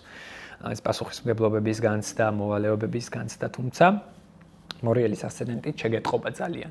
გარეგნულად საკმაოდ ესეთი მომენტებში შესაძლებელია თავიდან ცოტა სხვანაირ შთაბეჭდილება. უფრო მძიმე ჩანდე ვიდრე ხარ მომენტებში. მიხვდი? ხო, მთვარე ვერტში ყავს სხვათა შორის, ვერძიც გაქვს გამოკვეთილი. მთვარე ნახე, აი მარტივად აკეხსდი ძალიან. მზე თხისრქაში რას გეუბნება, როგორი სამყარო გაქვს მოცემული, სტაბილური, სადაც კონკრეტული მიზნები უნდა დაისახო, მიყვე ამ მიზნებს და ბოლომდე გაიყვანო. ამ დროს ემოციური მოთხოვნილება და მოითმინე თხისრქა გეუბნება, ამ დროს ემოციური მოთხოვნილება მთვარე ვერძში რას გაძლევს წინააღმდეგობას, მალე ქენი, მალე გააკეთე, უცებ ქენი, მიხვდი? სისწრაფის მოთხოვნილება შეიძლება მოგცეს ვერძის მთვარემ. ვერძის მთვარე ასევე გვაძლევს ინიციატივის უნარს, გამოხატვის უნარს, ნეგატიურ ვარიანტში ემოციურ ფეთქებადობას და სიხისტეს, იმიტომ რომ ვერძის მთვარე საკმაოდ ისეთი გამომხატველი აქტიური მთვარეა.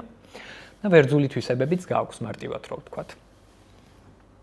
ხო თან კვადრატია აქ მზე მთვარის და მაგ მხრივ გვაძლევს ხოლმე წინააღმდეგობას, რომ მზე თხისრქაში გეუბნება მოითმინე, საქმე ბოლომდე მიიყვანე, მთვარე ვერტში მოთხოვნილება მომენტებში შეიძლება გქონდეს, რომ რაღაცა უცებ გააკეთო, იმპულსურად გააკეთო. ხო, ну წინააღმდეგობრივი სამყარო გაქვს ანუ მზე და შინაგანი მდგომარეობა მთვარე. ну ეს ახლა ხშირ შემთხვევაში ეს ორი ბუნებაც ადამიანს ბავშვობიდან უყალიბდება მშობლების გავლენა ხშირად, რომ აი მზე მთვარის კვადრატი მეტყველებს, რომ დედიდან სხვა ენერგია მიიღო, ადამიანმა მამიდან სხვა ენერგია მიიღო ხოლმე ხშირ შემთხვევაში და ანუ პიროვნული ბუნება ცოტა სხვანაირად ჩამოყალიბდა, ემოციური ბუნება სხვანაირად ჩამოყალიბდა.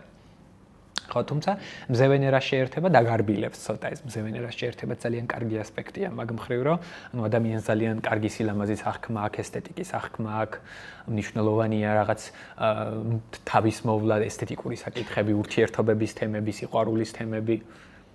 ასე კი შეგვცვლი და საკმაოდ აი 29-30 წელი თხის რგებისთვის ძალიან მნიშვნელოვანია ხოლმე. აი მაგ პერიოდის მერე უფრო იხსნებიან. სატურნის დაბრუნების მერე პიროვნულად სხვანაირად უყურებენ რაღაცებს, ზედმეტი კომპლექსები იმდენად აღარ აქვთ თან შენ სატურნისად ყავს მშვილდოსანში. კარგი. კითხვა გვაქვს კიდევ რაიმე სხვა? ეხლა ტელეფონში ხარ თქვენი რამე ები გაქვთ თუ თქვენი ბლუპრინტი? საიტზე შევდივარ და ვაკეთებ რუკას ესე და ვუყურებ რომელი პლანეტა სად არის. astrosic.com ისიც იქნება აპლიკაცია. კი, თან იქ ინგლისური ვინც იცით, ჩამოგიწერთ, ანუ თვითონ აქ რუკაზე შეიძლება ვერ წაიკითხო პლანეტების იქ, მაგრამ ქვეშ დაგიწერს რა სად ყავს. ქართული საიტიც არსებობს, ქართულ საიტსაც გეტყვით astrologi.g, სადაც შეგიძლიათ შეხვიდეთ და შეადგინოთ თქვენი ნატალური რუკა. აუ, ბოდიში მადლობა ესეთი ძვირადღირებული ინფორმაცია. ერთ-ერთი კითხვა აქვს, აი მორიელთან რომ აქვს ეს. გამოკვეთილი გაქვს მორიელი. მორიელთან როგორ 14 წელი მორიელთან ერთად. ხშირია რომ ანიშ ასცედენტი მეშვიდე სახლე სადაც ყავს, იმას იმ ნიშანს იზიდავ, თუმცა აქ ახლა მხოლოდ ის რომ მორიელია ინფორმაციას ბევრს არ გვაძლევს. მაგას ვამბობ ხო, ნახე, ინფორმაციას მხოლოდ ის რომ მორიელი არ გვაძლევს, აუცილებელია სინასტრიული რუკა, შეთავსება, იმისი პირადი რუკა უნდა დავადოთ ერთმანეთს და ვრცელი თემა. ახლა მორიელი იმიტომ არჩიე, რომ მარსი ყავს მორიელში, ქმედებების პლანეტა, აქტიურობის პლანეტა, მარსი მორიელში ზოგადად საკმაოდ ძლიერია, თავის ნიშანშია მოხვედრილი შესაბამისად, ადამიანი როგორია მოქმედებებში, მიზანმიმართულია, რაღაცა თუ უნდა ბოლომდე გაიყვანს აუცილებლად, კრიზისულ სიტუაციებში ადეკვატურად იქცევა, რაღაცა სტრესი როა და ცუდი ხდება, ზუსტად იცის რა უნდა გააკეთოს. და მარსი ქალის რუკაში აღწერს, როგორი კაცები გიზიდავს. როგორი კაცები მოგწონს. და შენი მარსი არის მორიელში. შესაბამისად, მორიელური ხასიათის კაცები გიზიდავს. წყლის ენერგიის აუცილებელი არ არის რომ მორიელი იყოს, მაგრამ მორიელის ტიპაჟი, ანუ ემოციური ინტენსიურობა მოგწონს ურთიერთობებში, ღრმა კავშირი მოგწონს ურთიერთობებში, ეს დაძაბულობა უნდა იყოს, სიმშვიდეს ვერ იტან, ანუ ექსტრემალურობა გჭირდება ურთიერთობებში და ეს შესაბამისად მაშინ რომ მარსი მორიელში ყავს, კაცის აღმწერავი პლანეტა, ამიტომ აარჩიე მორიელი ურთიერთობების კუთხით.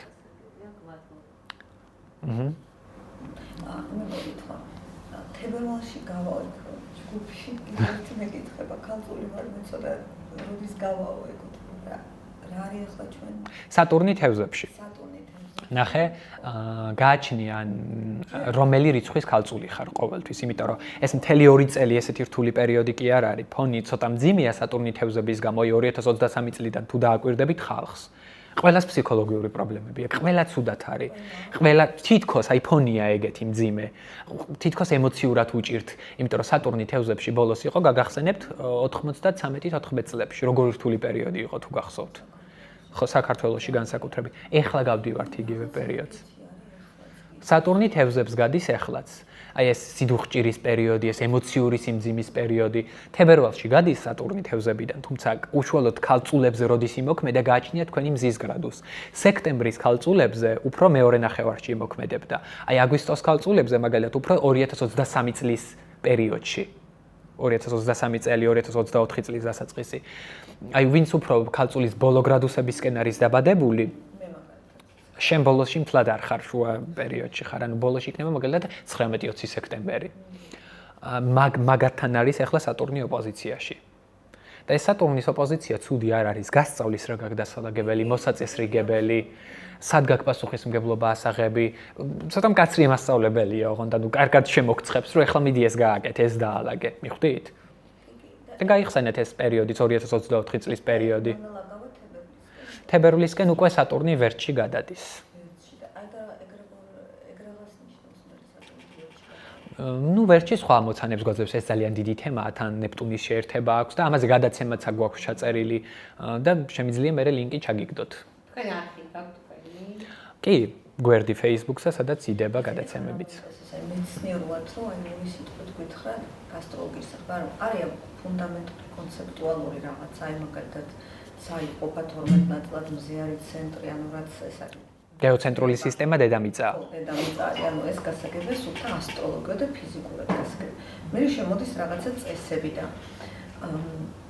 მე შემოდის თქვათ რაღაცები.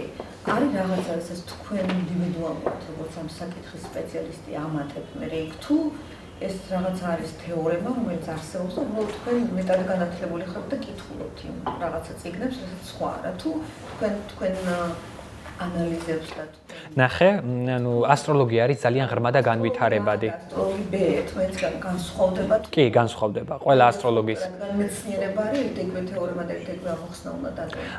მარტივ მაგალითს მოგიყვან. ყველა ექიმი ერთნაირია და ერთნაირი დიაგნოზი შეიძლება დაგისვას? თუ ორივე ექიმი სწორ დიაგნოზს დასვამს, ანუ კარგი ექიმია. ანუ კარგი ექიმია, მაგრამ ასტროლოგებიც არსებობენ, კარგებიც და უხეშად რო ვთქვა, შესაძლებელია არაპროფესიონალიც იყოს. და თან ახლა TikTok-ის ერაში მომრავლდა ესეთი რაღაცეები ძალიან, ხო?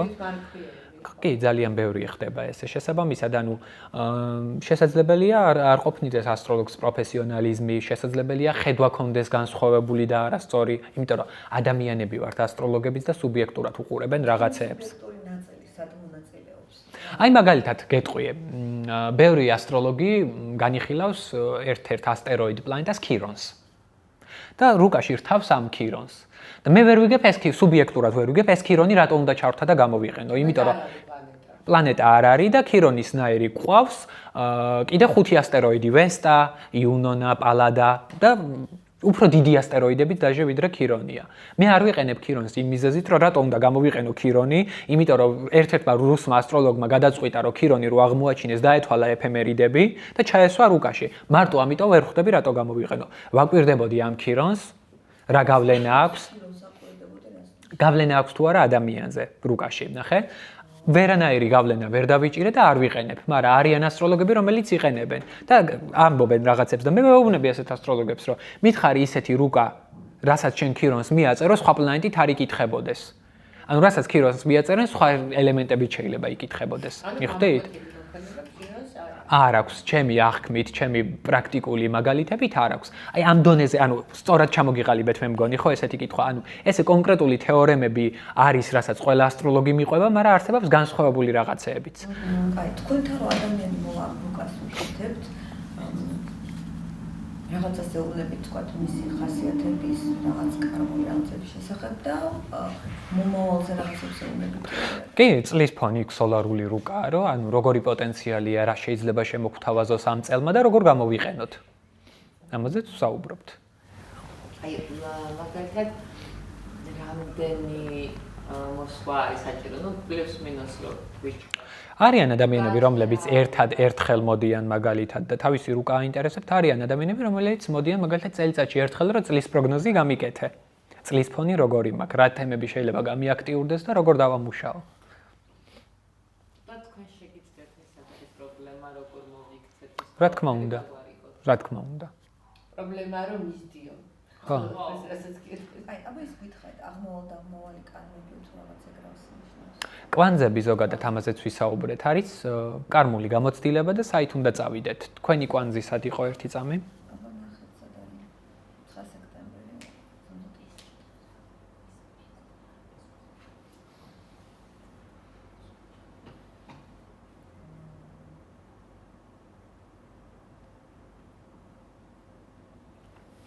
სექტემბერი 9 რომელი წელი? საათი? 8 საათი დილის. დაიბადე თბილისში. შენ გაქვს კვანძები ტყუპები მშვილდოსნის ღერძზე. ნუ ცოტა საინტერესო კარმული თემებია, კიდევ უფრო ღრმად რო ჩავიდეთ. დაღმავალი ტყუპებში მარტივად რო ვთქვათ, არის მოსწავლის კარმა. ანუ ადამიანი ინტერესდებოდა ყველაფრით. ყველაფერი აინტერესებდა, მაგრამ ზოგად დონეზე. დაღმავალი ტყუპებში, ანუ სული, აქ ვსაუბრობთ სულის გამოცდილებაზე, მოიტანა ტყუპური გამოცდილება. და ეხლა ადამიანი შეიძლება როგორ იქცეოდეს, ნახე? აინტერესებდეს ყველაფერი, მაგრამ იცოდეს ყველაფერი ზოგად დონეზე. ძალიან მოსწავლის დონეზე. ყველაფერზე დაგელაპარაკება, მაგრამ ღრმად და აკადემიურ დონეზე ცოდნა არ კონდეს. და ეხლა სამყარო რას გეუბნება აღმავალი მშვილდოსანში? გადმოდი ტყუპებიდან მშვილდოსანზე, ანუ მოირგე მასწავლებლის როლი. ყველაფერს, რასაც ხელს მოკიდებ, მიეცი აკადემიური ცოდნა, აკადემიური სახე. დაინტერესდი უფრო ვრცელი თემებით, მასშტაბური საკითხებით, აი მოგზაურობით უცხო კულტურებით, დაღმავალი ტყუპებში და მთვარესთან შეერთებული აქ შენ შემთხვევაში რაზე მეტყოლებს, იცი, სული ოდესღაც ასტროლოგია ითვალისწინებს ინკარნაციულ თემებს. ანუ აქ ჩვენ ვსაუბრობთ წინა ინკარნაციაზე მარტივად რო აგიხსნათ. სული ოდესღაც იყო ორიენტირებული ძალიან ლოკალურ საკითხებზე. მნიშვნელოვანი იყო ოჯახი, უსაფრთხოების განცდა, დაცულობის განცდა და ზოგადი ცოდნა. ეხლა ამის ოპოზიცია გაქვს დასამუშავებელი. ცოდნას მიცი აკადემიური სახე და ცოდნა გააფართოვო. აკადემიური სახე მისცე, ჰორიზონტები გაიფართოვო. განაიმით დაინტერესდი ახლო გარემოში რა ხდება მხოლოდ იმით. ჩემს ოჯახში მთვარეზე გყავს დაღმავალი და მთვარეზე დაღმავალი მეტყოლებს, რომ ადამიანი ახლო თემებს ძალიან ეჯაჭვება. შვილები, ახლო თემები ზედმეტად მნიშვნელოვანია. ეხლა შენი პირადი განვითარება უნდა იყოს პრიორიტეტული. სწავლა, ცოდნა, ავტორიტეტის მოპოვება, აღმავალი მშვილდოსანში ვისაც ყავს, აი წარმატებულები სად არიან, მასწავლებლები არიან ხოლმე ძალიან კარგები. ლექტორები არიან ხოლმე ძალიან კარგები. მშვილდოსანი ზოგადად არის უმაღლესი ცოდნის ნიშანი, სწავლის ნიშანი. და ეს მოგეთხოვება ეს საკითხები, რომ დაამუშავო.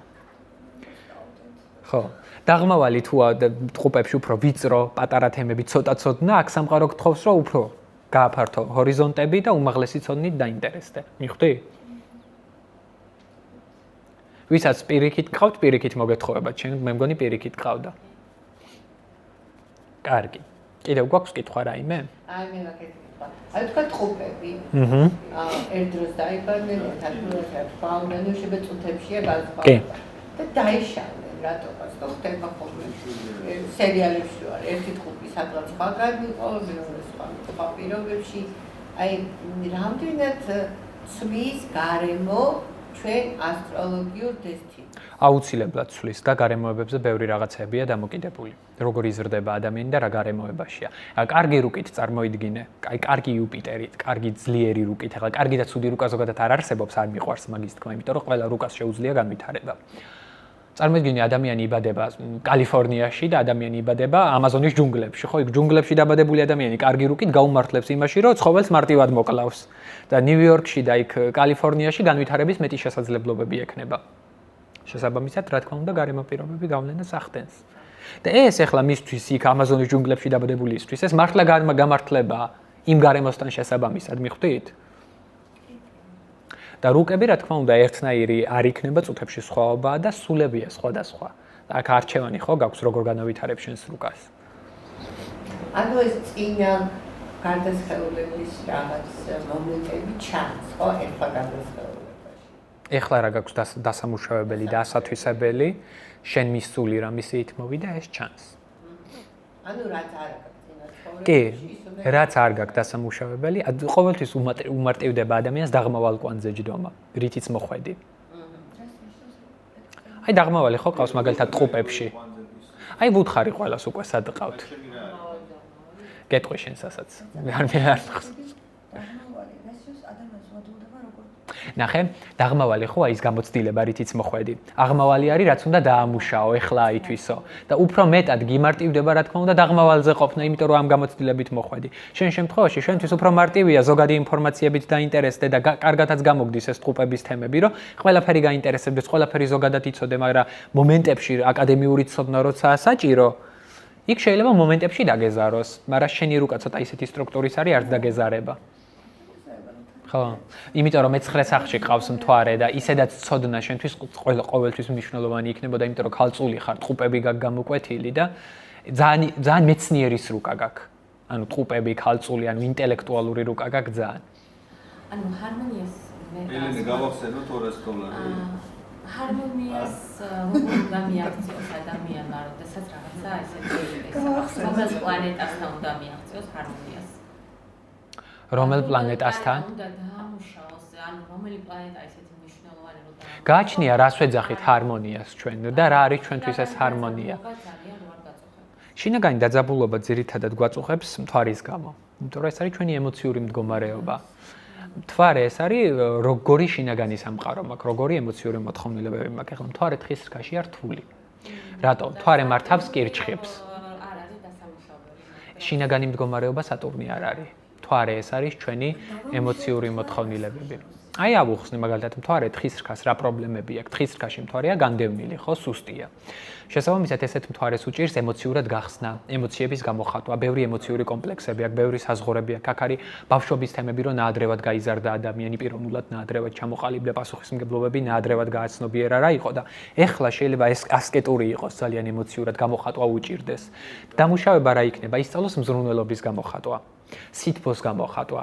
ლაპარაკი რა მაწუხებს, იმიტომ რომ მთვარე თხის რქაში კომპლექსებს ძალიან განდევნის ქვეცნობიერში და თავის შინაგან სამყაროსთან ურთიერთობა უჭირს. ეს იქნება დამუშავება, რომ თავის პრობლემები ქვეცნობიერში არ განდევნოს, ჩაიხედოს რა მაწუხებს, გარეთ გამოიტანოს. ფსიქოლოგია ძალიან კარგი თხის რქის მთვარისთვის და ბევრი რამეა. ამ მთვარე ტყუპებში მაგალითად გვაძლევს ხშირ შემთხვევაში ნერვულ პრობლემებს. რატო? ტყუპებია პერიფერიული ნერვული სისტემა, ის შენყავს მთვარე ტყუპებში და ნერვულ პრობლემებს ხშირად იძლევა. ყოველთვის არა, რა თქმა უნდა. იმიტომ რომ მთვარე როცაა ტყუპებში, მთვარე მშფოთვარე პლანეტაა და ნერვული სისტემა სულ გაღიზიანებულია, სულ შფოთავს, მაღალი ნერვული ენერგია აქვს, მაგრამ რითი მუშავდება? ადამიანი თუ დაკავებულია და ამ მენტალური მდგომარეობა რაც აქვს დაძაბული ტვირთავს, ანუ სწავლობს, უკითხულობს, ვითარდება, განვითარება, ინფორმაციის მიღება მისთვის მნიშვნელოვანია და სულ დინამიკაშია, სულ კომუნიკაციაშია, სულ სწავლაშია, ხო? მთვარე ტყუპებში ამით ვითარდება და იტვირთება.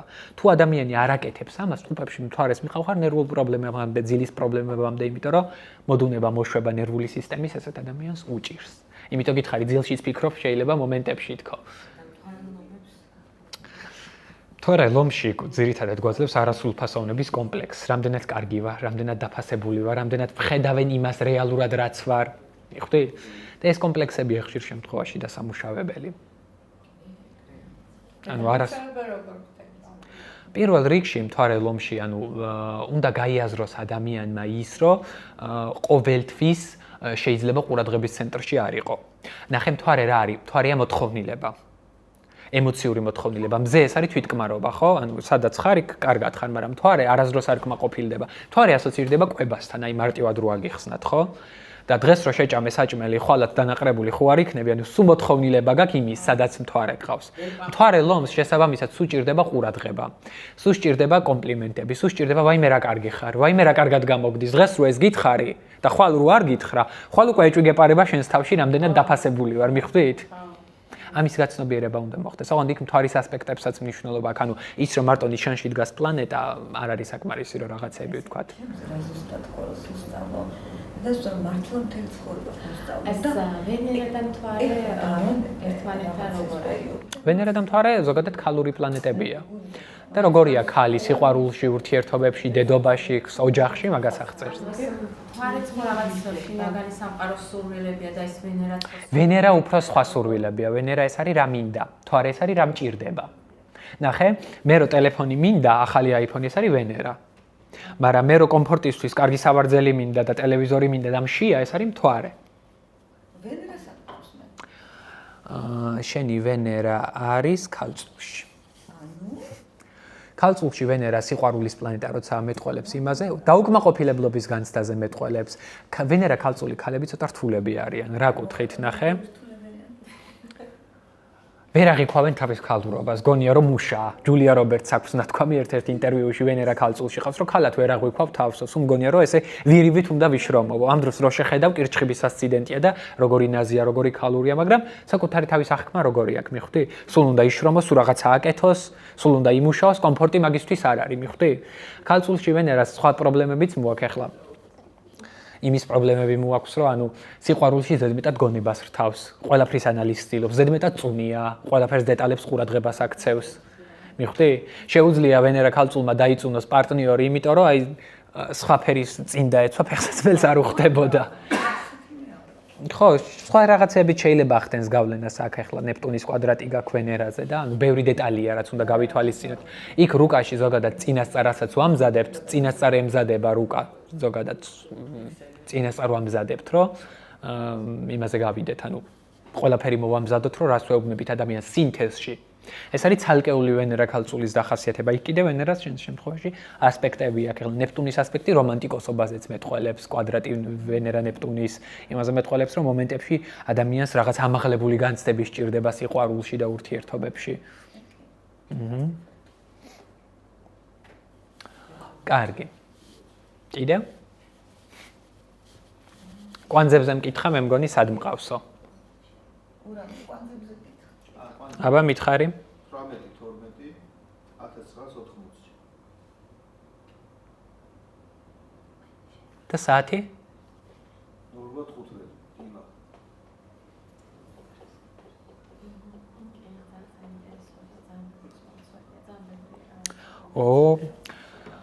შენი კვანძი არის ლომში, აღმავალი კვანძი ლომში ყავს. ლომში კვანძი გეუბნება, რომ ისწავლე ლიდერობა, ისწავლე საკუთარი თავის გამოჩენა, ისწავლე სცენაზე ყოფნა, რაც რეალურად არც უნდა გაგიჭირდეს, იმიტომ რომ შენ შემთხვევაში მარტივად არის საქმე, რადგანაც რა სტიქიაშიც ყავს აღმავალი, ანუ ლომი რასაც გთხოვს, იმ სტიქიის ნიშანი ხარ, მშვილდოსანი ხარ. და ეს უფრო ბუნებრივად და მარტივად გამოგივა. დაღმავალი მერწყულში მეტყოლებს, რომ ადამიანი ოდესღაც უფრო გუნდურობაზე ქონდა ორიენტაცია, უფრო რაღაცეების ერთიანად კეთება უყვარდა, ჯგუფურად კეთება უყვარდა და თავის ამ ლიდერულ მხარეს თითქოს თრგუნავდა. ეხლა შენ მოგეთხოვება, რომ ისწავლო საკუთარი თავის გამოჩენა ხალხში და გუნდში. ისწავლო საკუთარი მეზდემონსტრაცია. ნახე, მომენტებში, როცა შეიძლება სამყარო როგორ სიტუაციებში გაგდებდეს, როგორც კი გუნდს მიენდობს საქმეს, გაფუჭდეს და მაინც შენ მოგიწიოს ამ შენ თავზე აღება რაღაცეების. იმიტომ რომ ლომის კვანძი ყოველთვის გთხოვს, რომ შენ იყავი ლიდერი, შენ გამოჩდი, შენ გამოავლინე შენი თავი. ამას თუ არ აკეთებ და მერწყულს როგორც კი ეყრდნობი და ზედმეტად მიუშვებ სიტუაციას, ხო, ან ვიღაცას მიანდობ, ეგრევე შეიძლება კრიზისი გქონდეს შესაბამისად. ეხლა მეტად დემონსტრაციული უნდა იყო, იმიტომ რომ დაღმავალი მერწყული ვინც არის ხშირ შემთხვევაში შინაგანად აქ უფრო ის განცდა, რომ რაღაცა უფრო ანარქიულია, უფრო ტოლერანტულია, უფრო ეს ეგეთი ტიპია რა, ერთიანობის განცდა უფრო მოსწონს და ამ დროს გეუბნება, რომ კი, კარგია გუნდურობა, ჯგუფში მუშაობა, ხალხთან მუშაობა, მაგრამ ლიდერი შენ იყავი ყოველთვის. ლიდერული პროგრამები გაქვს. ხონდა, კარმული მშობლები გყავს, ანუ დაღმავალი სადაც არის, ხშირ შემთხვევაში მშობლებიც არიან ხოლმე ის ნიშნები. ხო, ხშირად აღმავალის ნიშნით შვილი გყავს, იმიტომ რომ თუ გყავს გაქვს რაღაც თვისება დასამუშავებელი, მაგალითად, ვერ ამუშავებს ადამიანი ლომს, მაგალითად, ხო? ხო, ვერ ამუშავებს ადამიანი სიტყვაზე ამ ლომის კვანძს. უჭირს ლომის კვანძის დამუშავება, ვერ არის ლიდერი. გამოჩნდება ვიღაც, ან შვილი, ან პარტნიორი ლომი, რომ დაგამუშავებინოს ეს თვისებები.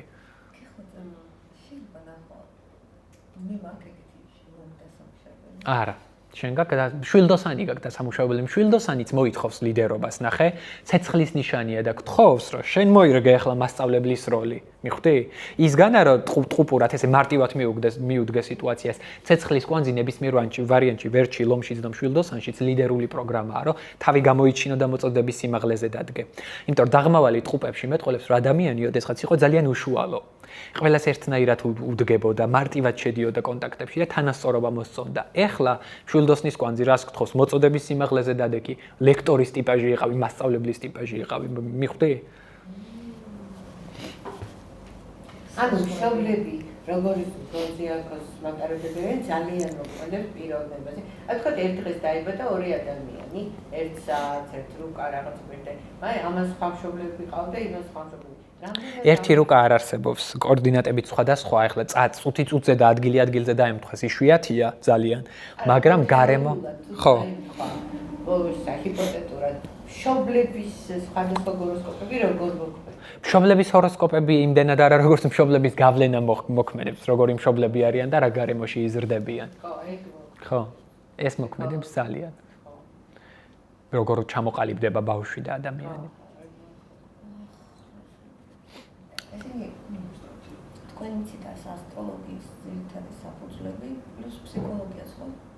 ნუ ესე ფსიქოლოგიური განათლება არ მაქვს, მაგრამ ძირითადად უფრო ეგრე ვუდგები ხოლმე, რომ ფსიქოლოგიურ დონეზე დამუშავდეს რაღაცეები, იმიტომ რომ ძირითადად იქ როცა ვსაუბრობ პრობლემებზე, ჩავდივართ ბავშვობაში, ჩავდივართ რაღაც პერიოდზე, რა მოხდა იქ ბავშვობის მომენტებში, რამ გამოიწვია ეს ფსიქოლოგიური მომენტი. ძირითადად რაც გვაბრკოლებს, არის კომპლექსი და ბავშვობის თემები და გინდა არ გინდა დიდხანს როცა მუშაობ ამ სფეროში და უფრო ღრმად ხარ გაცნობიერებული და რუკას არ არჩევ ძალიან ზედაპირულად, რომ ეს ამაში ყავს და რას ნიშნავს და უფრო ღრმად ჩადიხარ, გიწევს ამის სწავლაც. ეხლა იქ თვარის პრობლემები, რა თქმა უნდა, ავტომატურად დედასთან დაკავშირებული პრობლემებია. თუ არ ქალია, დედის როლია ადამიანის რუკაში. მზე მამაა და სატურნი და ბავშვის რუკაში და ადამიანის რუკაში ჩანს მშობლებთან ურთიერთობა მომენტებში როგორი შეიძლება იყოს, რა გავლენა შეიძლება ახდენდეს, თუ მძიმე მთვარეა მორიელში თხის რქაში შეიძლება დედის ფიგურა ცოტა რთულად არის წარმოჩენილი. აი, ვკითხოთ, როგორი ურთიერთობა გქონდა დედასთან, კაცრი ხო არ იყო თხის რქაში, რო ყავს მთვარე. დაკავებული იყო სულ, ემოციური კავშირი ახლოს გქონდა. ემოციური კავშირი არ გქონდა, მაგრამ კაცრი არ იყო. მთვარე თხის რქაში ემოციურ დისტანციაზე მეტყველებს, ამიტომაც ხშირ შემთხვევაში თხის რქაში ყავს მთვარე. ამიტომაც ბავშვი მერე ისე იზრდება, რომ მომენტებში შეიძლება უჭირდეს თვითონაც გამოხატვა, იმიტომ რომ ის ქალური მხარე დედამ ვერ დაუმუშავა, ის ემოციური მხარე. ან მორიელში როცა მთვარე, ან სუსტ ნიშანში მისთვის. კარგით. კითხვა გვაქვს კიდევ რაიმე? კარგი. სადაც ნახოთ ეგ გითხრათ. ხო, ეს მაინტერესებს. გოგოლაძე აკაკი. Facebook-ზე მაგვერდე